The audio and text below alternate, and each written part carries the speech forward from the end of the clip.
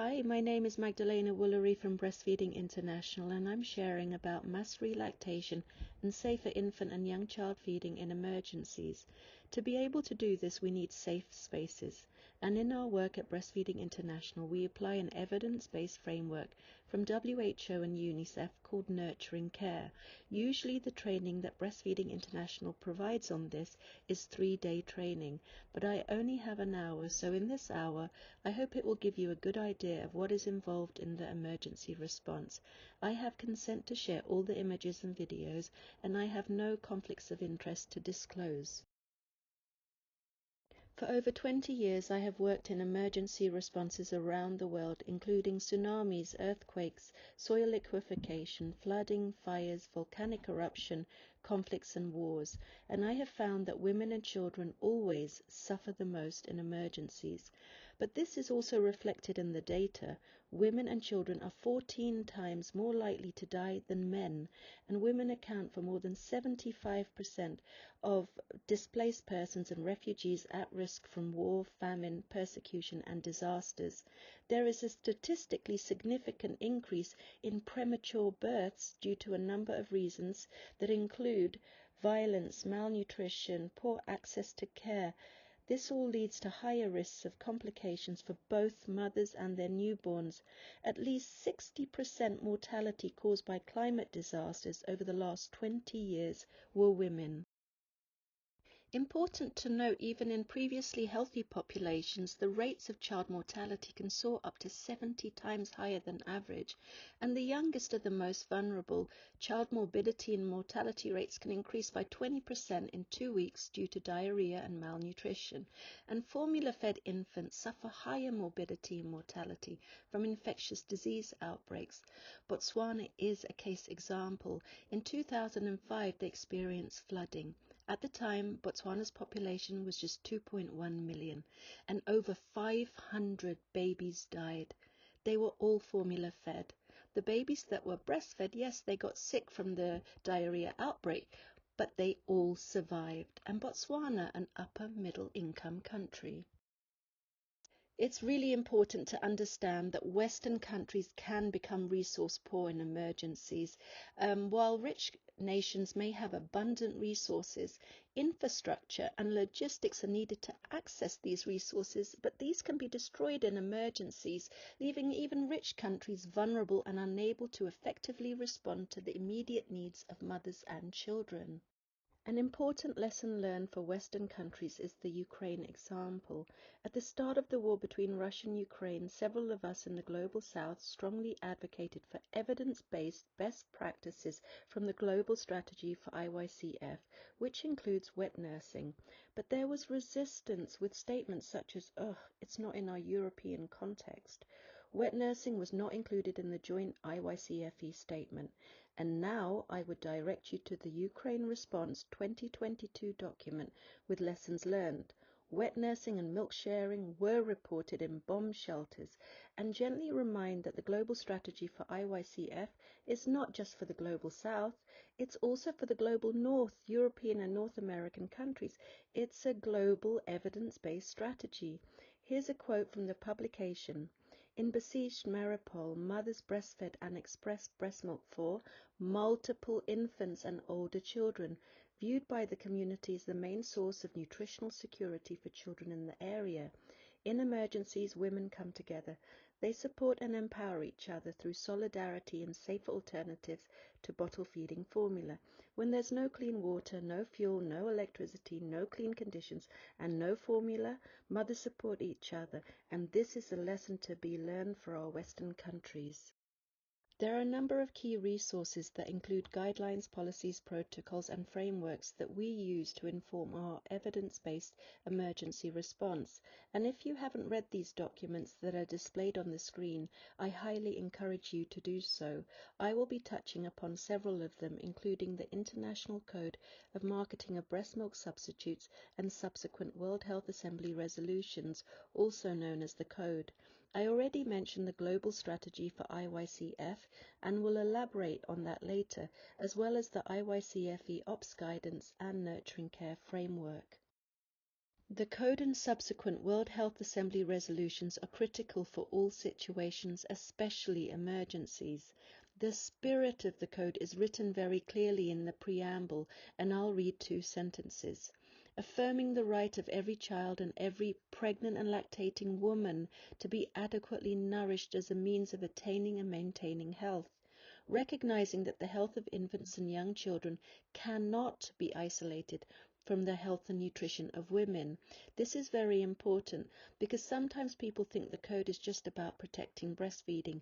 It goes beyond that. It protects all children however they are fed. This includes formula-fed children. So, for example, the code protects them.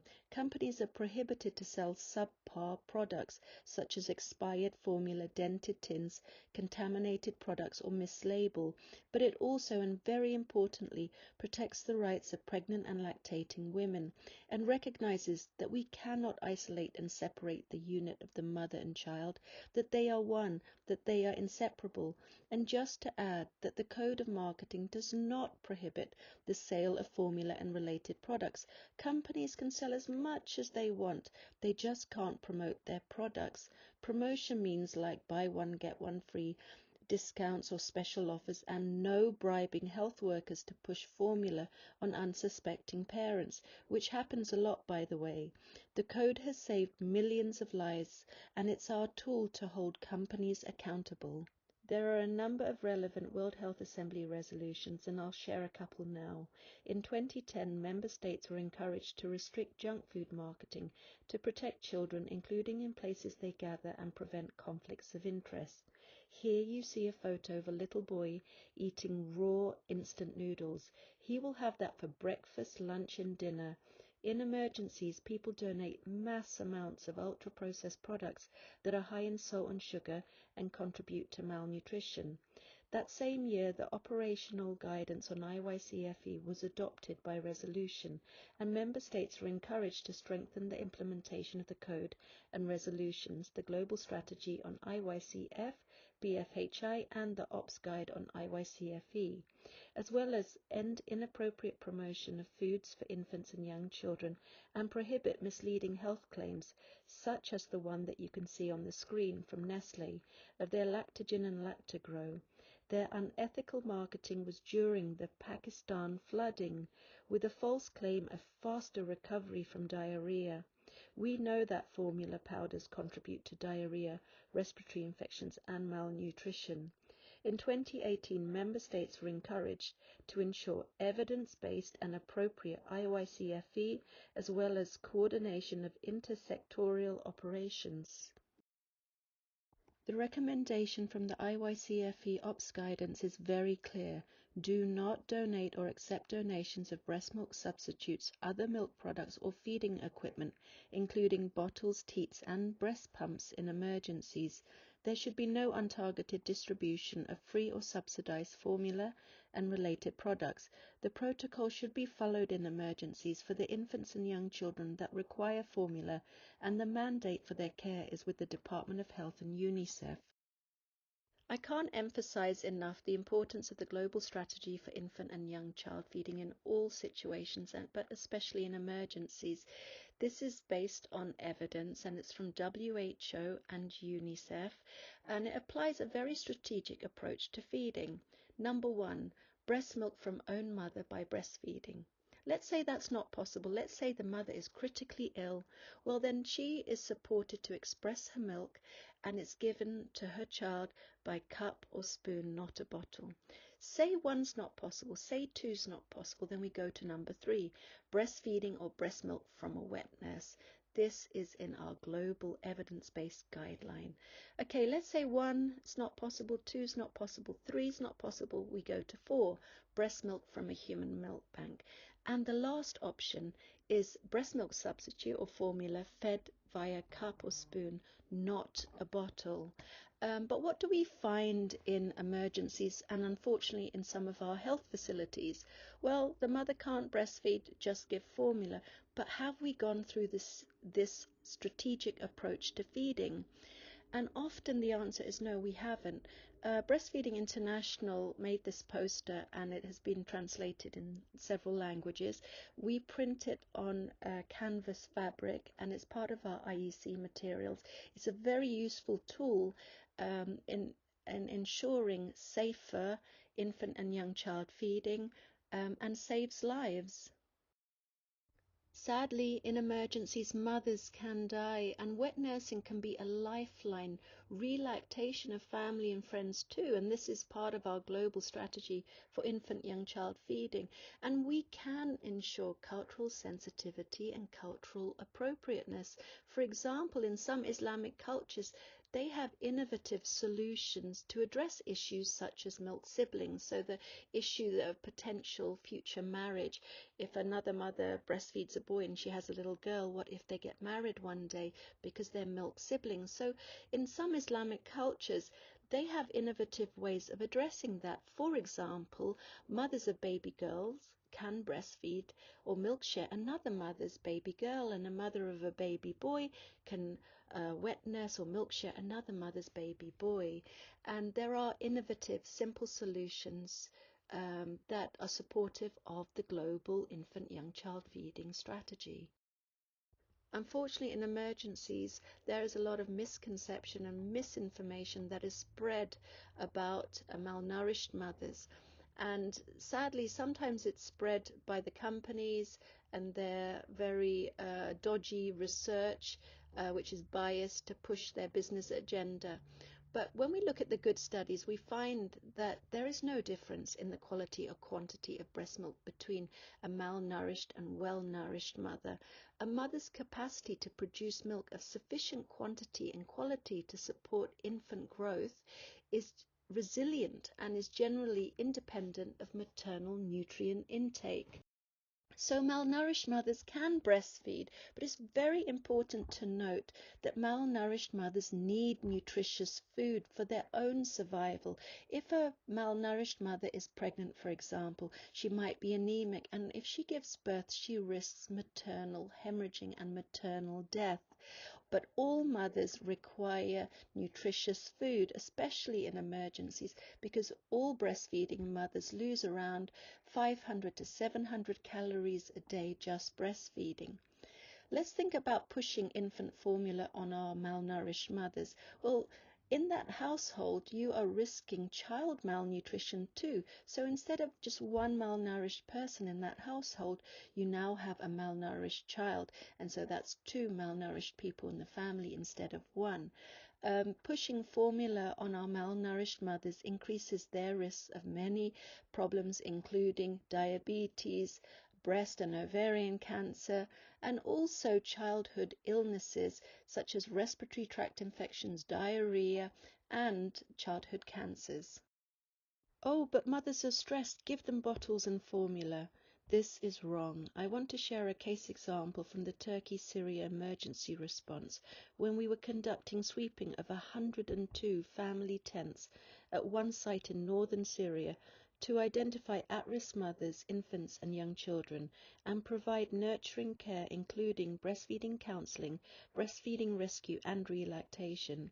In this case, I had a translator, a young woman, and after we did our work, I sat down with her and debriefed. I asked her, what was your experience of our work for mothers and children? She looked at me and her eyes lit up. She said it was amazing in the tents where the mothers were breastfeeding. It was light. They were smiling, even amongst all the destruction, and we could feel the love and care, that oxytocin you talk about. But when we walked into the tents where we could see the bottles, mothers were stressed. It was heavy. Sometimes the parents hit the children. This really shouldn't be a surprise for those of us in the breastfeeding world because it reflects the evidence base from researchers such as Kathy Kendall Tackett. Because breastfeeding improves maternal sleep, lowers the risks of depression, and lessens anger and irritability. And also, when it comes to overcoming adversity, breastfeeding makes all the difference. Breastfeeding acts as a buffer to adversity and child protection. Skin-to-skin contact is low-cost, high-impact, responsive caregiving intervention. It's evidence-based best practice and should be scaled in emergencies. Unfortunately, we rarely see skin-to-skin being implemented. It would save lives of so many mothers and infants. On a practical note, when we are doing continuous skin-to-skin contact in a carrier, our hands are free. The baby is secured to our body. We can easily escape, for example, if there's fighting or bombing. We can escape, take shelter, rapidly travel. Our hands are free to grab children or our items. We can even strap two babies safely to our body. It can be mothers, health workers, or other caregivers. So if people want to donate in the emergency, ask them to donate baby carriers or even long fabric that can be easily turned into a baby carrier for skin contact. The most important thing to remember is baby is just in a diaper in skin contact on the chest, and the positioning for low birth weight or premature babies is the fetal position with airway open, so head is slightly extended to the right or left, and the baby's airway is open and not restricted. Even in conservative communities, we can implement culturally appropriate skin-to-skin contact. You don't need to expose the skin or the breasts, and babies can be safely secured in skin contact, and not just premature babies. People just need some very basic training, and it can be done. This slide is from Dr. Nils Bergman, a friend and pioneer in kangaroo mother care, KMC. He was recently involved in the multi-country randomized controlled trials that have now informed WHO's latest guidelines for KMC. I love this slide because it clearly shows the importance of that precious human connection. HR means heart rate, RR respiration rate. When a baby is on the mother's chest in skin-to-skin contact, the baby is stable, the baby is calm, they conserve all their energy for growth and gain considerable weight. The heart rate and breathing stable. They are happy and they cry less. Skin-to-skin contact is a great, gentle parenting tool. When a baby is in an incubator, they stress. We know this from monitoring them, and they burn calories, risking weight loss, hypothermia, hypoglycemia, infections, and more. I just want you to imagine what it must be like for 9 months. You are connected to your mother. You could hear and feel her heart. You could hear and feel her breathing. But now we cut the cord. We separate you from your first love. Where is my mama? I don't feel her. Has she gone? Has she died? There's no hope for me then, and baby starts to destabilize. This we can prevent. Let's put babies in skin-to-skin contact in emergencies, not just 1 hour. Continuous, prolonged skin-to-skin contact has far-reaching beneficial effects. As in the spirit of the code, we cannot separate the needs of the mother and child. They are 2 parts of one, the mother-child dyad. In emergencies, mothers and children especially need each other to survive and thrive. Skin-to-skin contact lowers maternal stress levels. The evidence shows a dose-response relationship between the amount of skin-to-skin contact and maternal plasma cortisol. A longer duration of skin-to-skin contact is correlated with a lower level of cortisol stress hormone. Skin-to-skin contact induces oxytocin, the love hormone, which antagonizes the flight-fight effect, decreasing maternal anxiety and increasing calmness. Mothers are stressed, so why then aren't we all scaling skin-to-skin contact in emergencies? Skin-to-skin contact is critical in emergencies. The number 1 cause of maternal mortality is postpartum hemorrhaging. Skin-to-skin contact can help prevent mothers bleeding to death thanks to the love hormone oxytocin. Not enough milk is a universal concern of mothers. Skin-to-skin contact rapidly and significantly increases milk supply. It releases the feel-good hormones of prolactin and oxytocin, reducing depression and even reduces infant pain. I'll share a little video. It stabilizes temp, heart rate, respiration, and blood glucose, important in emergencies when weather is cold and babies die from hypothermia. It rapidly increases infant weight gain. It's child protection in emergencies, but this is rarely discussed. When there's a call for food or water, sometimes what we find is mothers hand over the baby to a child or someone in the community, or it's left on the ground, and the mother rushes and queues up for the supplies. Unfortunately, children are trafficked and abused, so keeping in skin-to-skin contact protects them. It's also compassionate care. Unfortunately, sometimes a doctor will say that an infant is terminal. Us adults, we do not want to die alone. We want to be surrounded by the people we love. So skin-to-skin contact is compassionate care for those terminal babies. And in fact, there have been documented cases where a doctor has said to parents, unfortunately, your baby won't make it. But the parents have insisted on skin-to-skin contact. And what did they find in these cases? The baby's vital signs improved. Skin-to-skin contact saves the lives of mothers and children. I mentioned about pain earlier, reducing pain, and we know this from the studies, but I just want to share this example from an emergency response. Women do not stop giving birth in emergencies. They will still give birth, and we know from the data that they are more likely to give birth prematurely. Anyway, this little one was born in the evacuation site, and we supported the mother with skin-to-skin contact, immediate skin-to-skin contact, and the baby is breastfeeding in skin-to-skin contact and is transported to a functioning health clinic where the baby receives its first immunization. The baby barely flinches because the baby is breastfeeding in skin-to-skin contact.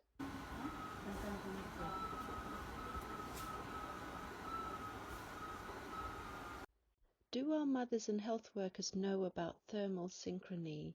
I never get tired sharing this amazing fact from studies of mothers with twins. When you place both babies on a mother just in their diapers, in skin-to-skin contact, one on each breast, say the baby on the right is too cold, so her right breast temperature rises, but her baby on the left is too warm, so her left breast temperature cools. One woman, two babies. Blankets don't have this ability, nor do incubators. There are about 8 social behavior change triggering messages that I use in the emergency response. I can't share them all in this short presentation, but I will share one that is universally very powerful and is so empowering for mothers and reminds them how amazing their bodies are. This is what we say when we have all the mothers together and providing our mass breastfeeding counseling. If a mother during 9 months of pregnancy can, without even thinking about it, produce a human being, sometimes twins, triplets and more, then her body can also produce breast milk. You didn't think, oh, it's Monday, I need to make baby's eyes, nose and ears. It's Tuesday, I need to make solid bones. Oh, it's Thursday, heart, brain, lungs.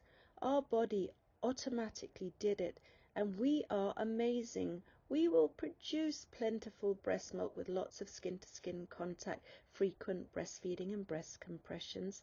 Our body developed human beings with solid bones, a pumping heart. But as soon as baby is born, we doubt our ability to produce milk. Where exactly did this idea come from that we are not enough?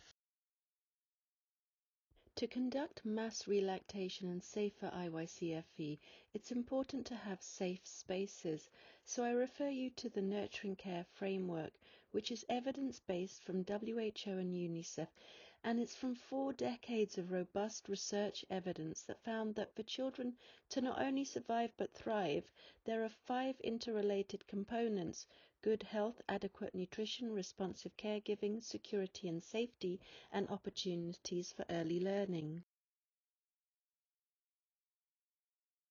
I made this visual aid to show how breastfeeding, skin-to-skin contact, etc.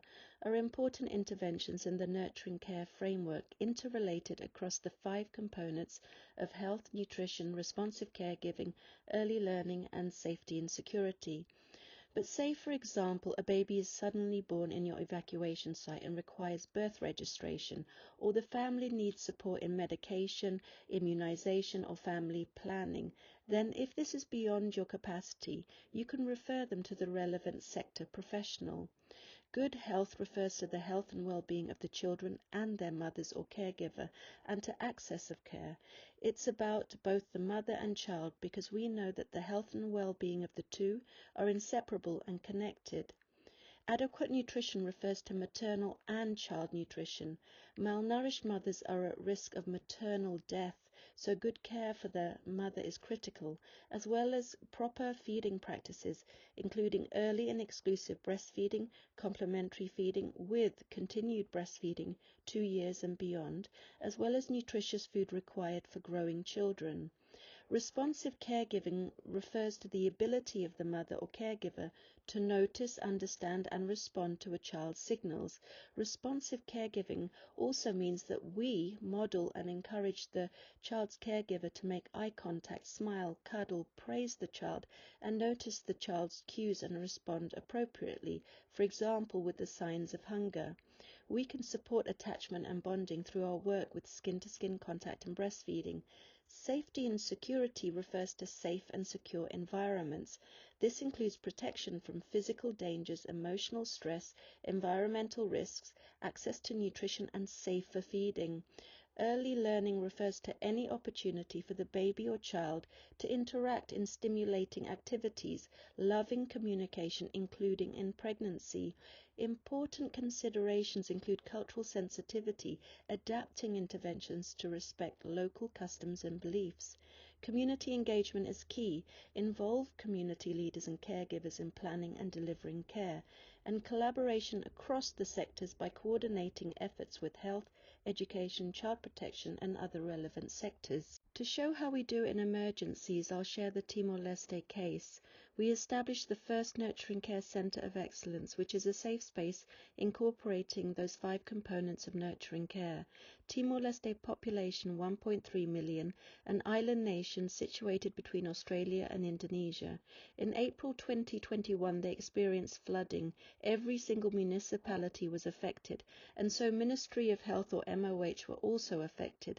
Their homes washed into the ocean.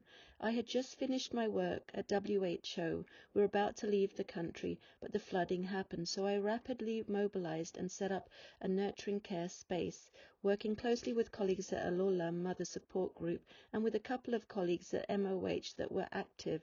MOH took 2 weeks to respond in the emergency because they were affected themselves. We had to work quickly to save lives. We rapidly set up this space in an evacuation site, and UNICEF and MOH requested our mother support group to do MUAC screenings, mid-upper arm circumference, a simple tape measure. There's a picture on the screen. Red indicates risk of death and severe acute malnutrition. Yellow indicates moderate acute malnutrition, and green indicates not wasted. MOH were amazed with the results of the MUACs. Malnourished children rapidly went from red to green.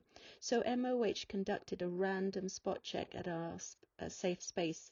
They wanted to know what was going on. When they saw the results, they went straight to UNICEF and requested UNICEF support to replicate the centres in other evacuation sites with capacity building trainings, which I provided.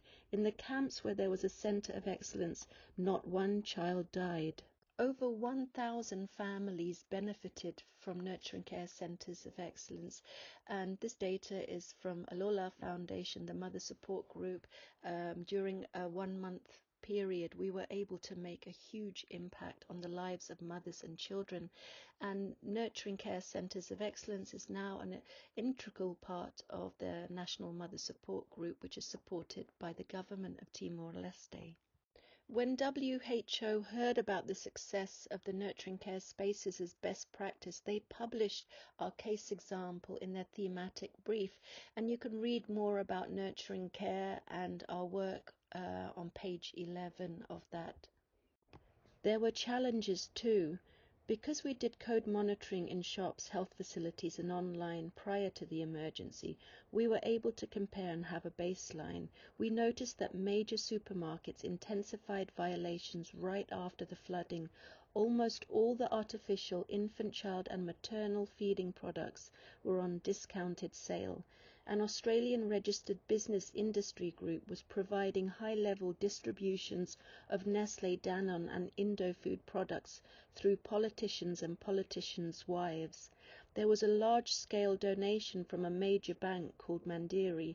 In just one evacuation site, they had donated 180 kilograms of infant formula, and the majority of mothers were breastfeeding mothers. The head of the Red Cross made a formal request on national television for formula donations, as well as requests made on social media for infant formula at their Red Cross Centre. But when we did a rapid assessment at their centre, we found only 10 mothers. All 10 were breastfeeding mothers with stockpiles of infant formula, including a mother of twins, and she was given a bottle of formula by a Red Cross person. One of her babies developed sepsis and was critically ill in the National Hospital. We rapidly supported this mother, and her twin baby survived. Formula bottle and pump companies donate in emergencies as opportunities to increase market reach and market share for profit. The corporates are predatory, especially in emergencies. They donate through lobby groups and proxies. Women and children needlessly die. I want to share this video of me in the emergency response arriving at a camp where there had been a big donation of inappropriate products. You can hear the voices of the infants and children in the background suffering from diarrhea, respiratory infections, and malnutrition because of these inappropriate donations by the companies. You can also hear me ask, are they willing to pay for the costs of their donations? Hi, so I have a question for the donors, the people that are donating formula, infant formula, child formula, maternal formula, milk powder. I have a question. Are you going to come and fix the water in these camps? Are you going to provide the clean surfaces, the medical costs for diarrhea and respiratory infections? Will you help me show the people how they're going to prepare their powdered milk with the water here? You know? Will you comfort the mother when the child is sick? Yeah? Will you comfort the mother and father, the parents, the grandmother, when the child doesn't make it and we can't stop the diarrhea?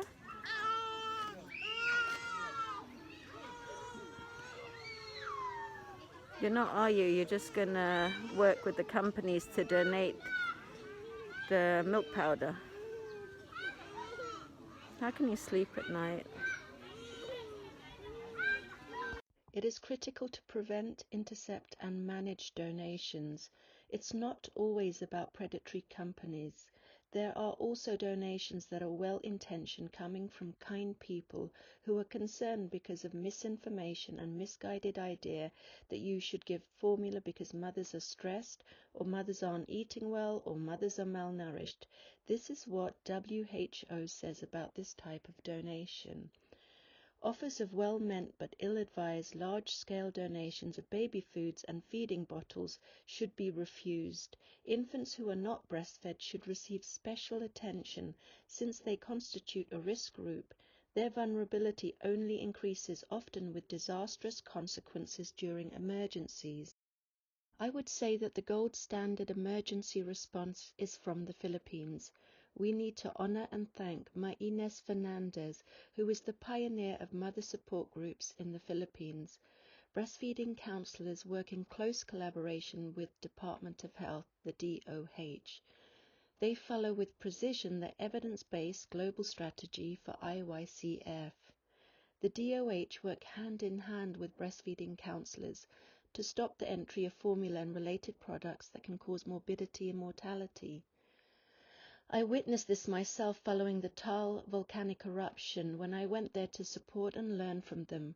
I witnessed the team in the camp that you can see in the top photo go straight to people donating products, and they did it with such compassion and such grace. They said, "Oh, thank you so much for these donations of oranges, cooking oils, and diapers. Thank you. Unfortunately, we cannot accept the milk powder because this can cause diarrhea and malnutrition, and our children can get sick and could possibly die." The people responded with, "Thank you, we did not know this. We will take this back and please accept our other donations." DOH would also instruct the human milk banks to make a call to request breast milk donations. I was so impressed. I spoke to the DOH official at the evacuation site. I said, "It's amazing. This is how it should be. This is the gold standard." And she looked at me and said, "We learnt our lessons because children died when we were distributing inappropriate products, and so we work closely with the breastfeeding counselors." Philippines is also ahead of so many countries, also in their innovative solutions. For example, lactating breastfeeding counselors are mobilized to support not only the counseling in emergencies, but also in breast milk sharing themselves. So they provide demonstrations on how to hand express their breast milk, and it's used for drip drop method and relactation. Malnourished infants and children are vulnerable in emergencies. I want to share the case of this 2-year-old boy from Timor-Leste. When we did our rapid assessment, we found him in a critical state. His MUAC reading was 11.2 on red, which means risk of death. He had diarrhea, respiratory infection, and a fever. We found out he was living off Nestlé Dan-Cow, which is a formula powder, and plain white rice. But we also discovered his mum had a 6-month-old baby, his little sister, who was exclusively breastfeeding. Look at the center image, the difference breastfeeding makes, and look how wasted he was. If we hadn't supported this family, I don't think he'd be alive today. We counseled the mum and explained that in her breast milk are antibodies, and her breast milk is like medicine. She was supported to hand express her breast milk and feed it to her 2-year-old son via cup. It was miraculous, but it's evidence-based practice. Within 48 hours, his diarrhea had stopped, breathing improved, and fever was gone. And we also provided him and his mother with nutritious local foods. The results were stunning. It's so important to recognize the importance of breast milk, not only for infants, but also for our children. And it's very critical in emergency response if we can provide that breast milk for our sick and malnourished children. And here is a fantastic quote from WHO that I want to share with you. Breast milk is also a critical source of energy and nutrients during illness and reduces mortality among children who are malnourished. So the key actions would be: number one, set up a nurturing care safe space.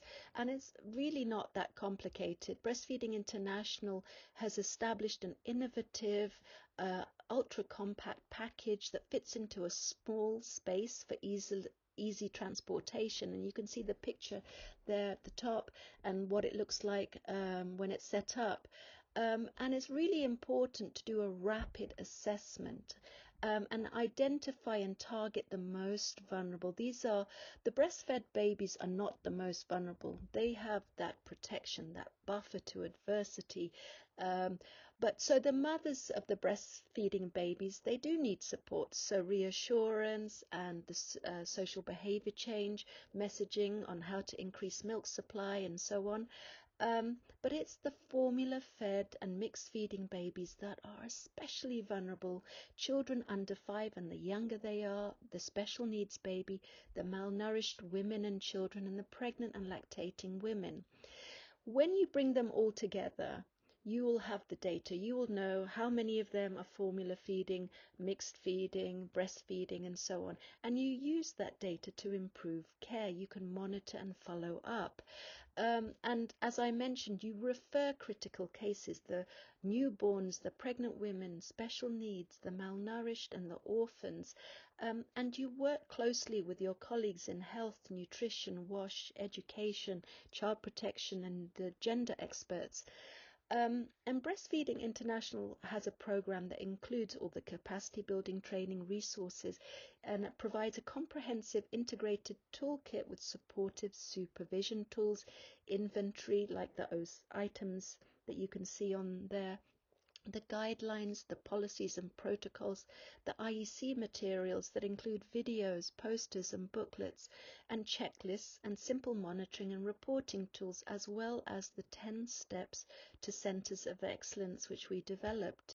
So it's really important that critical cases are referred to the relevant professionals, whether that's newborn babies that are just born in the emergency, pregnant mothers, and so on, special needs babies or orphans. And I just want to share this example because there's me in the middle photo taking a blood pressure of the mum, one of the mums, but there was a case in another camp where I took the blood pressure of a 9-month pregnant mother, and her blood pressure was extremely high. I also noticed her foot, and that's the picture on the right, had pitted edema. I was very concerned about this mother, and it was beyond my capacity. I contacted a colleague at Ministry of Health at Maternal Child Health Department, and I said, I'm very concerned about this mother. She has high blood pressure and a pitted edema, and they sent an ambulance that to take her to a functioning health facility. That evening, I received a call from my colleague at Ministry of Health, and she says, Magdalena, if you hadn't called me and we sent that ambulance, this mother would not be alive today. She gave birth to a healthy baby and she's healthy now, but she had preeclampsia. It is really important that we do what we can, but we cannot do more, that we must work with colleagues, and not in silo, that we work multi-sector, multi-partner, and provide this holistic nurturing care for our mothers and children. Key actions include our implementation of evidence-based best practices for effective and rapid breastfeeding rescue, mass relactation, and safer IYCFE. We need to bring all the mothers together in a safe space and provide compassionate and skilled counseling and solidarity. Mothers will help each other. The counseling includes behavior change triggering messages, and mothers need to understand supply and demand and how to rapidly increase milk supply. They need breastfeeding and skin-to-skin contact protection and support. When breast milk supply is rapidly and significantly increased, there's just so much breast milk available on site. Breastfeeding rescue can involve drip-drop method and support for wet nursing. We do hands-on practical demonstrations of drip-drop and cup feeding and conduct a cup exchange. The most vulnerable, especially formula feeders, mixed feeders, special needs babies, malnourished and pregnant lactating women, are always quickly identified and supported immediately. Following mass relactation, we then conduct individual counseling for mothers that are really struggling, or family counseling if there is a difficult case with pressure for formula, maybe from a grandmother. The key is support women, because empowered women are unstoppable. When you look at the slide, you see a table behind me with local nutritious foods. When we provide counseling, we have that food available. Firstly, it helps as a visual aid as part of behavior change for nutrition. Secondly, mothers and children are hungry in the emergency. It's hard to concentrate when you are hungry, so provide nutritious food. Sometimes we find a little hand that takes a banana, an egg, or oranges. We let them. When they eat that, they don't fill up on junk food and they are healthier. Breastfeeding is a low-cost, high-impact intervention. To rapidly increase breast milk supply, we need to support skin-to-skin contact, frequent feeding. This includes good positioning, attachment, feeding at night when prolactin hormone is high, and breast compressions. Hand expression and lactation massage can help. The key thing to remember is that relaxation is the key to relactation. Mothers are stressed, so provide safe space with empowering counseling. Relactation is powered by the brain, so if mothers believe they can, they will relactate. If baby won't latch, reassure her. Try drip drop method, cup feed, and continuous skin to skin contact. In emergencies, it's hard to retain a lot of info. Don't overcomplicate. Keep things as simple and actionable as possible. There are easy as 1, 2, 3 IEC resources that I developed on how to increase milk supply, skin-to-skin contact, drip drop, and cup feeding that is freely available online. So I just want to share, for those that are not familiar what drip drop method is, I have a very short technical video on the how-to, and it's as easy as 1, 2, 3. Maybe we didn't start breastfeeding or stopped earlier than we wanted to. Drip drop feeding is a technique used to encourage babies and young children to suckle at the breast, facilitating milk production through breast nipple stimulation. This method helps transition from bottle feeding to breast. Every drop of breast milk is precious, containing antibodies that protect against viruses and bacteria. Breastfeeding saves lives and especially important in emergencies. Drip drop method is as easy as 1, 2, 3. 1. In a clean cup with baby's milk, have a clean spoon and clean cloth handy for any dribbles. Relax in comfortable skin to skin, laid back or upright position, baby, tummy to mummy, nipple to nose. 2. Take the spoon with milk and drip so it flows from the top of the breast to the nipple. Continue ensuring a gentle, constant flow. 3. Repeat on other breasts for as long as baby wants. Allow baby to breastfeed and spend as much time as possible on skin-to-skin contact, suckling on the breasts. Cup feed any remaining milk. Avoid all bottle feeding, use cups instead.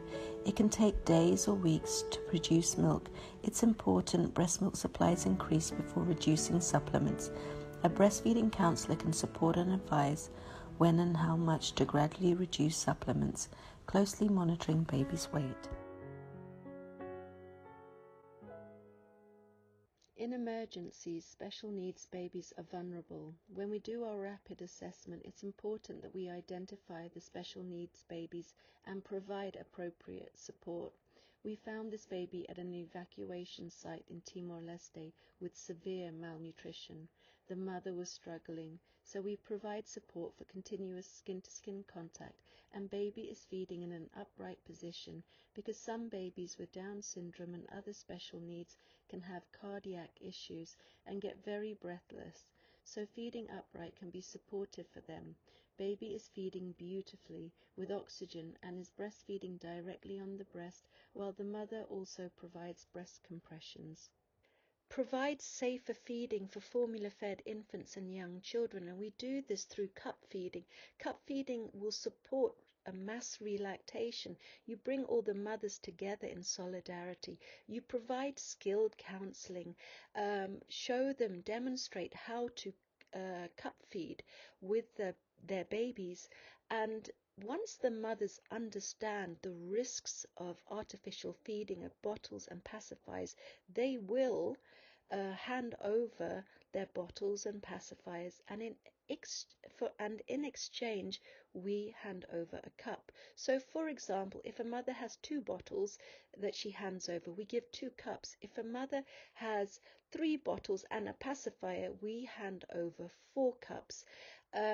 But the counseling must be skilled. If the counseling is not skilled, we can see this in the emergency response because the mothers refuse to hand over the bottles, and it's because the counseling was not spot on. So skilled counseling is key.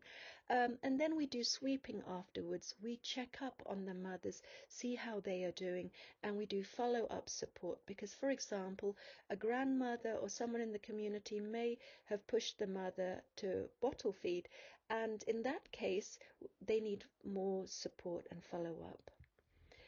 There is this idea that if a baby is not breastfeeding, that they need to bottle feed. Well, this is Western corporate propaganda, and unfortunately, uh, this propaganda has brainwashed so many.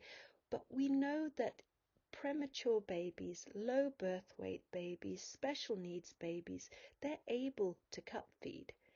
If they are able to cup feed, why can't our older babies cup feed too? It is really important for us to educate and change this very dangerous narrative that bottle feeding is the way to go. When you provide skilled and compassionate counseling, mothers understand and they want what's best for their infants and young children, and we can support them. You may have noticed throughout that I never use the term safe, just safer. Formula powder is not sterile, so it's misleading to use the term safe, and it's not evidence-based. Research from WHO and FAO indicate that there is a risk of intrinsic contamination of Chronobacter in 3 to 14% of sampled powdered formulas. The research concluded evidence of intrinsic contamination with Chronobacter and Salmonella. Intrinsic contamination means the bacteria is present within the powder formula itself, not just on the outside of the container, potentially occurring during manufacturing processes. Chronobacter infection can lead to sepsis, meningitis, necrotizing enterocolitis, disability, and mortality. The companies in the US are now facing litigation from parents because of failure to warn. Do not fall for the bottle feeding propaganda. Feeding a baby with a cup does not take longer than bottle feeding. Bottle feeding requires expensive equipment, prep, cleaning and sterilization, time and effort. It's a huge process, while cups are simple, quick and easy to clean. Here are some images of bottles and pacifiers that we find in Emergencies. I just want to highlight just how dangerous artificial feeding is. It causes diarrhea, respiratory infections and malnutrition. And by the way, the bottle on the bottom right-hand side of the screen, that isn't juice in that bottle, that's water. And can you just imagine preparing formula in the emergency? It can be deadly. Cup feeding is low-cost, high-impact intervention that we can easily do, and cup exchange as well.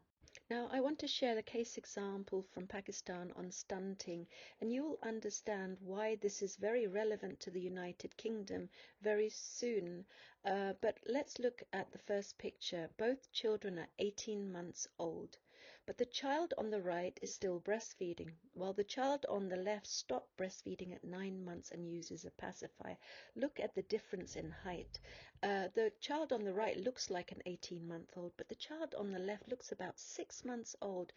And take a close look at the pacifier. In emergencies, it is very difficult to keep artificial teats and pacifiers and bottles clean. Breastfeeding prevents sickness and malnutrition in all its forms, including stunting, obesity, and wasting. With stunting, it's not just about short for height. There can be cognitive impairment that have lifelong consequences. So how is this related to the UK? You can check out the headlines from The Guardian, Independent and The Economist. The UK is now suffering a malnutrition problem with stunting, all thanks to the greedy corporates who have undermined breastfeeding, pushing ultra-processed and artificial feeding products. They lobby your politicians to cut funds for breastfeeding support. I'll just read one of the headlines from The Independent. Children in UK getting shorter due to malnutrition in national embarrassment. Exclusive breastfeeding rate at 6 months in the UK is just 1%. When breastfeeding rates decline, breast cancer rises. When breastfeeding rates decline, malnutrition rises, including stunting and obesity. None of this is a coincidence. It's created by the industry madmen, and it's a human rights issue. The evidence base is clear. To increase breastfeeding rates, we need to limit predatory marketing, support mothers, including paid leave, and strengthen the health system. The UK will be facing climate-related emergencies in the future. Having higher breastfeeding rates prior to emergency is a lifeline.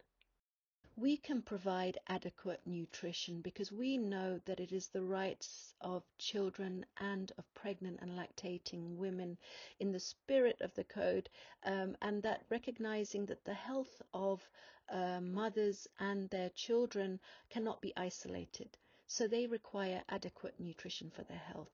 We can provide the clean drinking water, nutritious local foods, and we can avoid ultra-processed products. And we emphasize micronutrient-dense natural foods. These are colorful foods, and you can see the beautiful pictures on this slide. We support early exclusive breastfeeding, appropriate complementary feeding, and continued breastfeeding 2 years and beyond, not only for the health of the child but also of the mother. When providing nutrition, it's also important to do priority eating order for high-risk groups. High-risk groups are pregnant and lactating women, malnourished mothers, and children 6 months to 5 years, with the remaining foods distributed to older children and family members. So how do we do this in the emergency response? Well, we need to be creative, innovative, and work in solidarity.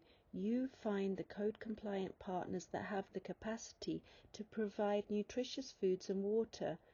I can't cook for 1,000 families, but I can provide breastfeeding rescue, relactation, and safe spaces. So I reached out to an NGO, Pro Erma, that ran a restaurant school training poor women from the districts to become gourmet chefs.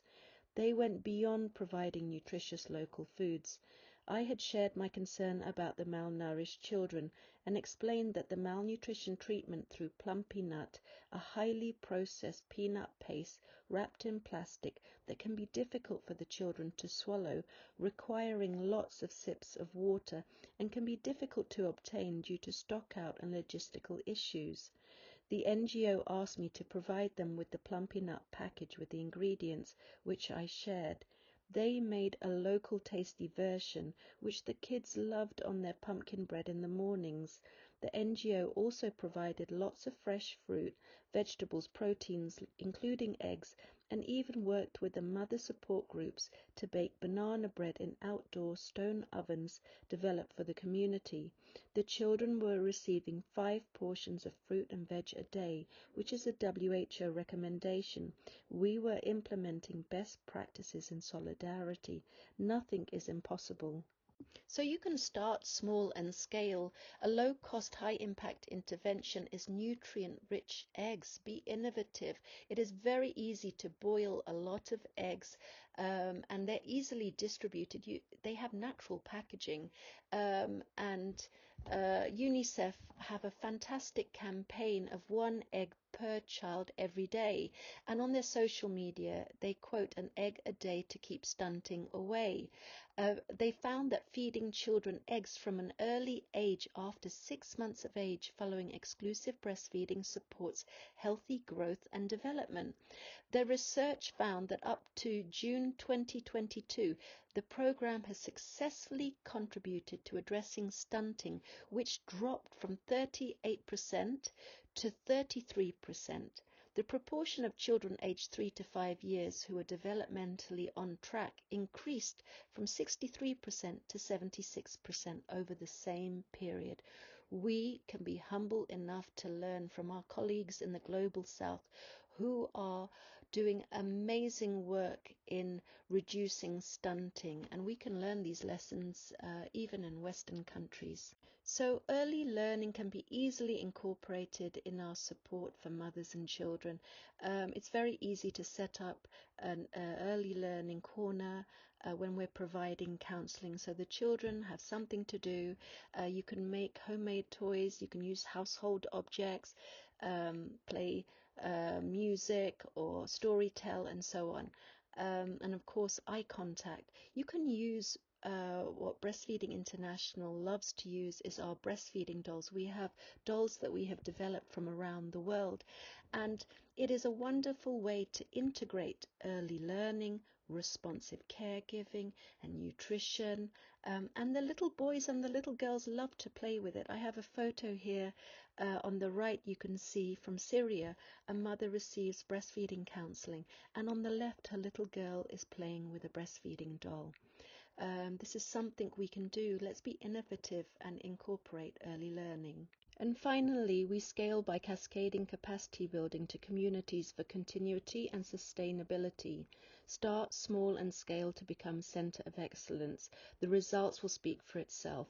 Conduct mass socialization through education, peer training, mother to mother, father to father, granny to granny, support groups. Protect, promote and support breastfeeding, skin to skin and nutrition using simple messages based on the WHO recommendations, the Global Strategy for IYCF, the Ops Guide for IYCFE, and basic co-training.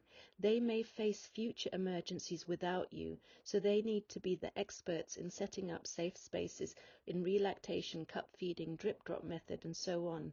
Do not create dependency, create empowerment. That's how we do it. Thank you for this opportunity to share with you about mass relactation and safer IYCFE.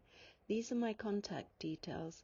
Let's always remember we save lives one mother and one child at a time, but in solidarity we can make a real difference. From the global south to the global north, we love our children, our mothers and family, and it's together we can change the world for the better. Thank you.